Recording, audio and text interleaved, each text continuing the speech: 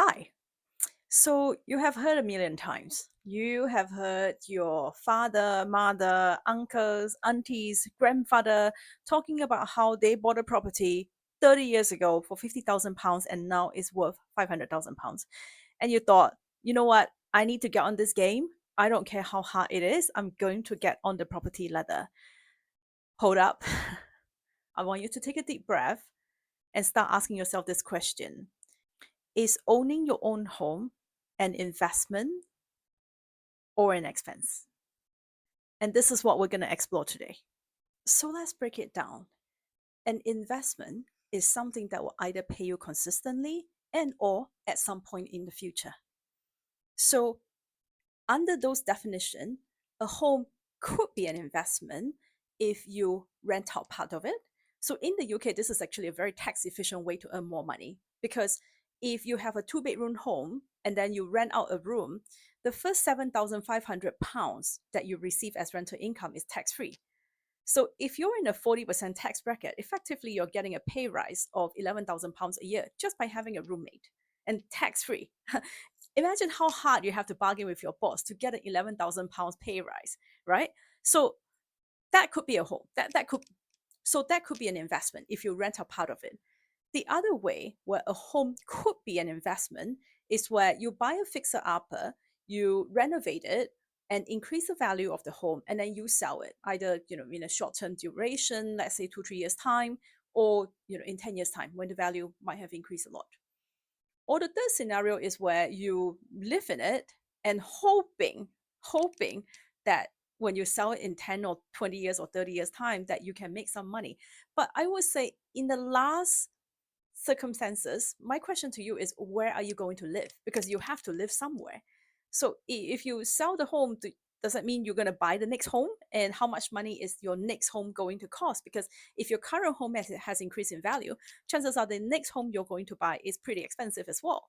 So I really want you to seriously examine your definition of investment. So always go back to the point where investment is something that will give you cash flow either consistently or at some point in the future. And I will let you define where is this at some point in the future means. Some people are impatient and they want to see the money tomorrow, and some people are very patient and they are happy to see the money in 30 years time. So bear that in mind. So in that sense, buying a home is very different from investing in the S&P 500 ETF. So S&P 500 ETF basically means these are the Standard and Poor 500 largest company listed in the New York Stock Exchange, and ETF just means exchange traded funds. And if you want me to illustrate more on why investing in S&P 500 in the last 10 years is a much better investment than owning your own home, you can watch this video right here, where I show you how investing in the S&P 500 10 years ago is a much, much, much better investment than buying your own home. In fact, it makes a difference of approximately £200,000. You are better off £200,000 by investing in the S&P 500. So I'm not saying buying your own home is a bad thing. It's just that you cannot treat it like an investment. Because once you treat buying your own home like an investment, you start getting FOMO, especially if you're a novice investor, because it's hard to manage your emotions when it comes to investment. So really, buying a home is not an investment. See it as a forced saving plan, meaning the bank is loaning you some money, and every month you're reducing the debt that you borrow from bank, and you're saving money in that sense. It is also a leverage play in that the bank lent you money at an interest. So if the home value goes up, you really benefited because somebody is effectively lending you money to gamble. But if the home prices goes down, you're kind of screwed, and sometimes you could even lose the whole amount of your deposit, if not more. So really bear that in mind. I'm not saying don't own your own home, because there are advantages when it comes to owning your own home. It comes in a form of stability, especially in a place like London. It comes in a form of pride because you feel proud that you can save up the deposit and earn enough to borrow money from the bank. It comes in a form of lifestyle where you can decorate your home however you want, kind of like what I just did.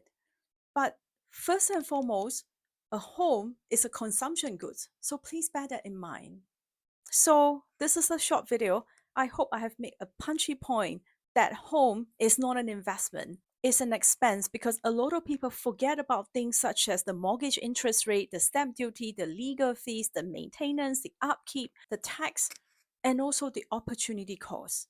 So if I haven't drilled that message enough, please watch my video about why they have been lying to you about buying your own home.